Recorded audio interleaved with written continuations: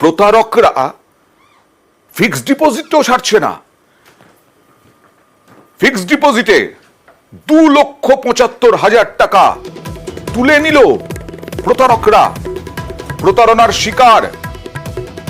প্রতারণার শিকার এক ব্যক্তি অভিজিৎ সাহা, গোবরডাঙ্গার পায়রাগাছির বাসিন্দা তিনি। ফিক্সড ডিপোজিট থেকে কিভাবে তুললো কথা বলবো প্রতিনিধি জিয়াউলের সঙ্গে। কোন পদ্ধতিতে কিভাবে হলো? দেখো, একেবারে অভিজিৎ সাহার স্পষ্ট যেটা দাবি, ফিক্সড ডিপোজিটে তিনি 2,80,000 টাকা রেখেছিলেন, কিন্তু সেই ফিক্সড ডিপোজিট থেকে ব্যাংকে ভেঙে সেটা সেভিং অ্যাকাউন্টে ঢোকানো হয়। তারপরে গত 23 তারিখে তার কাছে একটি ফোন আসে যে আপনার ফিক্সড ডিপোজিট ভাঙা হয়েছে এবং সেটা সেভিং অ্যাকাউন্টে টাকা ঢোকানো হয়েছে। কিন্তু তার বক্তব্য, তিনি তো কোনো রকম ভাবে কোনো অ্যাপ্লাই করেনি, কিছু জানাননি ব্যাংক কর্তৃপক্ষকে, তাহলে এই ফোন তার কাছে আসলো কি করে? এবং তিনি ফোনটা কেটে দেন।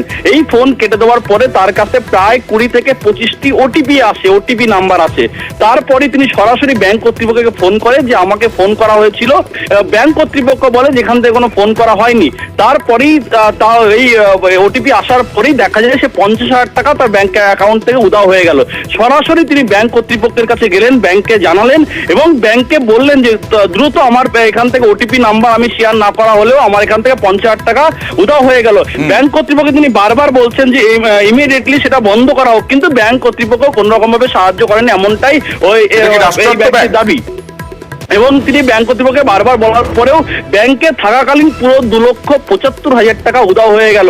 তারপরে ব্যাংক কর্তৃপক্ষ 6,000 টাকা মাত্র বাঁচাতে পারলেন এবং বাঁচালেন এবং তারপরে সেটি বন্ধ করেন। কিন্তু তার আগে এইভাবে 2,75,000 টাকা পুরোটা গায়েব হয়ে গেল। এই ব্যক্তির বক্তব্য, যেভাবে ফিক্সড ডিপোজিটে যে সুরক্ষিত না হয় তাহলে মানুষ কোথায় রাখবে, কোথায় পয়সা রাখবে?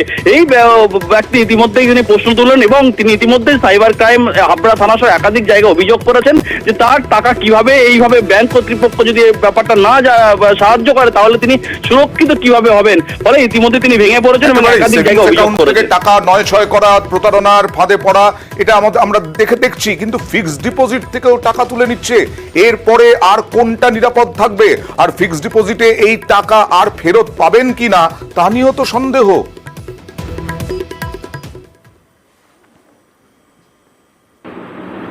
তো টোটাল আমার 6,000 টাকা বাঁচাতে পেরেছি। 2,75,000 টাকা আমার পুরো প্রায় মানে একদম বাজেভাবে নিয়ে নিয়েছে। 50 করে 5 বার নিয়েছে, একবার 25,000 টাকা নিয়েছে। ব্যাংক কি বললো?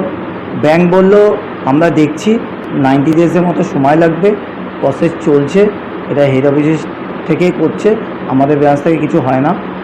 আমরা যেটুকু সহযোগিতা করা আমরা করছি ব্রাঞ্চ হিসাবে। এইটুকু টাকা মানে যারা রাখছে তাদের ফিক্সড ডিপোজিট যাই থাকুক না কেন, তারা কি আদৌ সতর্ক আছে? মানে সেটা কি আদৌ সিকিউরিটি? মানে ওটা কি আদৌ কি ওখানে সেফটি? অনেকে বসে রয়েছে 3 বছর 4 বছরের জন্য, কিন্তু অনেক সময় অনেকে মোবাইলে SMS আসে না, তখন সাথে সাথে যদি কেটেও নেয় সে টেরও পাবে না।